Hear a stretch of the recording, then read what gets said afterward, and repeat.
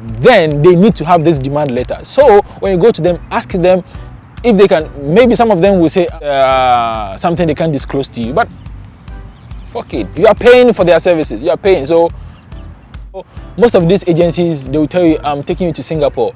Meanwhile, they have no clue about where you are even going to work. They have no clue about the company that you are going to work with. If an agency is not able to give you all these things, my brother, my sister, just run away for your life.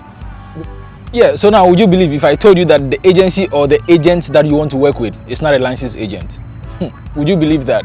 Well, sit tight. Let's get into today's video. My name is Malik Sterling, and if you are new on my channel, kindly make sure to subscribe. Today I'm not going to spend any much time on this video, so let's get it real quick done. So if you are new on this channel, kindly make sure to subscribe. Let's get conversative in the comment section. If you have any question, just as we do always, you can ask in the comment section. There are people who might be able to help you with your question, or you can just head on to our Instagram channel at Malik Sterling. Just leave your DMs over there, and hopefully I'll get to them and I'll attend to you on time. So in today's video, we are going to talk about 5 important things to look out for, or 5 important things to check if your agent is a real agent, or the agency that you want to work with is a real agency, or it's a fraud agency. So let's get into today's video. So I've listed 5 things over here. Now these 5 things, I went on Google, I tried to scout for more information. Let's say maybe Google could help me with some information, but who knows, maybe it could be another fraud agency who posted this on the internet, right? So quickly I head on to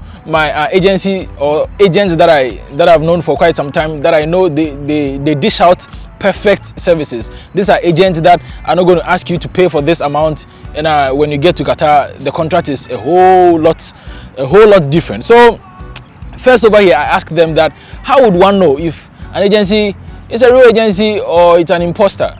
So now this is human nature, and you know, this tongue is very, very powerful in the sense that you might think someone is saying a whole truth to you, but little would you know that they are totally lying to you. This happens all the time. You might find someone, and most of the time these people or these agencies or these agents that, you know, the fake ones, most of them had mastered the craft, you know, how to look straight into your eyes and lie to you. This is crazy. So yeah, let's get into it. So if you're planning to come to Qatar, or if you're planning to travel, and you're planning to visit an agency, now don't just wake up one morning or wake up one night overnight and feel like, okay, so I'm going to this agency, I've seen their posters everywhere, so I need to give them a call. Now first of all, they have to be recommended to you. So let's say you watching me, maybe you are not in Qatar and you want to come to Qatar. So the best thing to do is to reach out to me. Okay, so there's this agency that I've met and I want to work with them. So can you help me can you help me to check if they are legit, or they are just, you know, some of these imposters out there? So they need to be recommended to you. They need to be recommended to you by trusted people that they've worked with. All right, so if you want to travel, it has to be someone this agency has helped travel. You understand? These people should be legit people that you can trust them, like a family member, like a close friend, a relative. Yeah, so first on the list is recommendation. So they need to be recommended to you. Again on the list will be verifiable accreditation. So now how do you even check if this agent is accredited or not? So let me speak from my side. Okay, so I'm from Ghana, West Africa. So if you want to know if your agent is properly verified or properly accredited, then you can head on to the Ministry of Employment and Labor Relations, maybe their website. You can give them a call and check the background of this agency, if they are real or they are bad. Because trust me, in the beginning of this video I told you that 90% of agents out there are operating as sub-agents, right? Just like I told you. So I spoke with one of my agents this morning. He told me that Qatar now has low recruitment, right? And also because it's heading towards Ramadan now. Yeah, so in a few weeks you are going to head into Ramadan, and recruitment are going to be slowed down. So most of these agencies don't have work, right? So they will just depend on the fact that after Ramadan work is going to come, or after Ramadan there are going to be a lot of offers to, you know, bring people on board. But that is not the case. They don't have anything. They are just saying this because this is just formalities. This is just mere formalities that they use sometimes. So most of them are operating as second party agencies. They have no clue about what they are saying. They just need to depend on some other agencies out there. So there is this friend of mine who sent me an offer letter, right? So he sent me an offer letter. No, not an offer letter. He sent me, just like an offer letter. He told me that he needed people to come to Qatar. So I asked him, how much is the service fee? He said 30,000 Ghana cedis, right? 30,000 Ghana cedis, that's close to 7,000 reals, okay? Or even above 7,000 reals. So I asked him, why is this so expensive? Because guess what? You're paying 30,000 Ghana cedis. You get here and you are working as a security or as a cleaner, and your salary is just worth 800 reals, which I find it very disturbing. I think like this is not good, right? So if you're paying 30,000, at least you should be getting maybe 3,000 reals as a salary. Yeah, because that is just half of what you just paid to the agency. Because this agency that they are bringing you here, mind you, in my previous videos I said this, they have been paid off. They have been paid off not less than $100 per head. So at least if they are bringing 30 people per month, just imagine, more than, yeah, that's a lot of money. So all of them are being paid off. So that is just about that. So let's head on to the number 3. So make sure the deal is a legit deal. So now, how would you even know? Now, I know there are naive people out there. You think like, oh, there is this offer. Maybe the agency told you that they have an offer, or they have a job in Qatar here, which is going to pay you like 6,000 reals. Now, 6,000 reals, that's a lot of money. And you know yourself, you know that you are not worth this money, right? Because listen, let the truth be told. If you are being paid any amount of money now, ask yourself, are you worth this amount? Is your knowledge worth this amount of money? Because this agency will tell you you're going to be paid 5,000 reals when you get to Qatar, and you are coming to work as a security.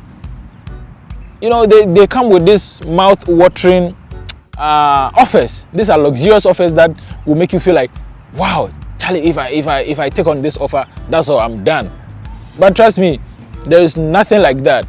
There's no shortcut. When you're trying to travel, there is no shortcut with this agency. Most of the times, I would say 99% of the times, it's totally wrong. These are not right. Most of these things that they are saying to you, they are completely wrong. So don't be fooled. Don't feel like, oh, because the agent is charging me less and I'm going to gain more salary. And also one more thing, let's say, I know one thing that the agencies are doing now in Ghana. Now this is what they do. They tell you that you're going to Qatar and your salary is going to be 5,000 Ghana cedis. I know Africa is very hard. Ghana is very hard now. So the moment someone tells you you're going to earn a salary worth 5,000 Ghana cedis, you're like, wow, 5,000 Ghana cedis just as a cleaner. Listen, Qatar is so expensive. 5,000 Ghana cedis is just like 1,300. You can correct me if I'm wrong. It's just like 1,300. 1,300 or 1,400 is nothing up here. Because the cost of living over here, it's expensive. Talk of transportation, food and everything. Lifestyle over here, it's madly expensive. So don't be fooled. Don't feel like because they said they're going to pay you 6,000 Ghana cedis. Always make sure to convert the money into the currency that you're going to be paid in. So if you're going to be paid in dollars and they're telling you that your salary is 5,000 Ghana cedi, convert 5,000 Ghana cedi into dollars, right? And see how much you're going to earn. So that's the third on the list, right? Fourth on the list is demand letter. So now I spoke to one of my agents. Now he said before a company in Qatar here assign an agency in Ghana to recruit for them. Now, first of all, they tell the agency the kind of skills they want, right? So let's say they are recruiting waiters. So definitely they are going to give demand letter to the agency that, oh, this is the amount of waiters that we need. This is the amount of cleaners that we need. This is the amount of securities that we need. And this is how much we're going to pay them. And this is the duration of the contract. Everything will be stated in that demand letter. Okay, so if the agent is a direct agent is he or she is not a second party agency, then they need to have this demand letter. So when you go to them, ask them if they can. Maybe some of them will say, this is something they can't disclose to you, but fuck it, you are paying for their services. You are paying, so you can ask for whatever you want to ask to, just for you to make sure these agencies are real. Just ask for demand letter. So when they give you the demand letter, maybe definitely the company's address and everything is going to be there. I know these things that I'm saying, most agents will be mad. Like, why is this guy trying to make things so transparent? But it's just, come on, how can we be in a business? How now, if I'm traveling at that moment, I become a business partner, because it's just like a barter trade. I'm paying you for your services, so it's not entirely free. It's not free. Already you've been paid up there, and you're still going to be paid right here. So don't feel like I'm asking for too much. Just give me what I'm asking for. If I ask you for a demand letter, show me. If I ask you for your certificate, show me. So that's just about that. So I told you this video is going to be real quick. So fifth on the list, it's fact and details, just like I said. So most of these agencies, they will tell you, I'm taking you to Singapore. Meanwhile, they have no clue about where you are even going to work. They have no clue about about the company that you are going to work with. Listen, if I'm an agent and I'm recruiting, I need to make sure that I know where I'm taking my people to, because they are now my responsibility, right? So if I'm taking you to Singapore, I'm taking you to Qatar, anywhere in this world that I'm taking you to, I need to have basic clue, not just basic, over basic clue about your destination, where you are going. So if you ask this agency about where you are going to, how long has this company been in existence, what is their structure, their mode of work, all these things you need to know. So if an agency is not able to give you all these things, my brother, my sister, just run away for your life, because trust me, all these ones are imposters. They're just going to take your money and they'll just run away with it. Now, one more thing that I want to add, which is not even the things to look out for. Now, I had this lady friend of mine, okay, so she told me that, now it's a long story, but I'm going to make it short. She said there is this lady who reached out to her, right? So there was another lady who reached out to this fellow lady that I'm talking about. She said that she came to Qatar here, and it's been like 2 months now. So, you know, in Qatar, when you get here, it takes about sometimes a month or two for you to, you know, go through the process and get your QID. And now, before you get your QID, you need to run through a series of processes, right? So let's say you go for your fingerprint test, you go for blood test, all these things, medical checkup, all these things are very, very, very, very keen. These are very, very important things over here. Okay, so let's say you are traveling from Ghana, and your agent will ask for your police clearance certificate and your medical certificate or your medical results. Now, most of these agencies in Ghana, they think this medical report or this police clearance certificate are just formalities. These are just basic things that when you get to the airport you need to show. Trust me, if you are traveling to Qatar here, when you get here, no matter how many number of medical checkups you've done in Ghana, you do it again over here. And if you fail, you're going straight back to Ghana. You're going straight back to your country. So just imagine this lady that, so back to the story that I was saying. This lady said she paid 90,000 cedis. Do you know how much 90,000 cedis is? Well, I don't know. Maybe she got it wrong. Maybe it's 9,000, but this is what she said. She said she paid 90,000 Ghana cedis just to get here and to realize her salary is 800 reals and she was working as a housemaid. Okay, that's fine. Who knows? Maybe with time the salary is going to get better. Now, this is one thing people also need to know. Your salary is never going to get better. It takes time. When I got here, my salary got increased after 3 years. And guess how much was added to it? Just 200 reals was added to it. And that is me even being lucky. Because I know people who have been here for 7-8 years and their salary is still fixed. You can't be amended. It's not like you're in your country, you feel like you are overworking, you're overdoing things, so you need more. Here, you get paid what you are worth. Yeah, just let me say that. So this lady said she went for the first medical checkup, she failed.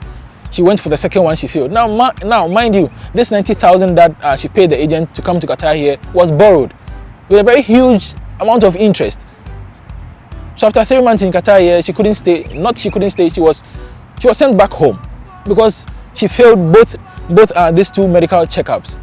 And I'm sure these agencies back in Ghana, sometimes they're like, oh, I know a doctor who can do it for you. I know a doctor who can do it for you. Because they want things to go like sharp, pop, pop, then they just done with it. No. Listen, it's not compulsory for an agency to direct you to a doctor to go for a checkup. You can do it yourself. This is your checkup. Listen to me. This is your checkup. This is about your health. Don't be lied to. For God knows you have a sickness that can be cured, probably cannot be cured. But because this agency wants to take your money, he will tell his or his doctors that he's working with that just tell him that he's fine. Print some fake documents for him. Because when he gets to the airport, yeah, they will allow him to go through. Now when you get to Qatar here, you'll be sent back home regardless. Listen, you can be the king of who. If you get here and you fail your medical checkup, you go back home. And all these monies that you've paid to the agent will be cost zero, will be nothing. And you go back to less than zero. You go back to negative zero, because most of our guys traveling are now borrowing money. They are taking money, they are taking loans to travel with. You understand me? So that's just all about that. I think I've done enough talking today. So my name is Malik Sterling, and if you like this video, kindly make sure to subscribe. Let's get conversative, and I love you all. Don't forget that. I'm out.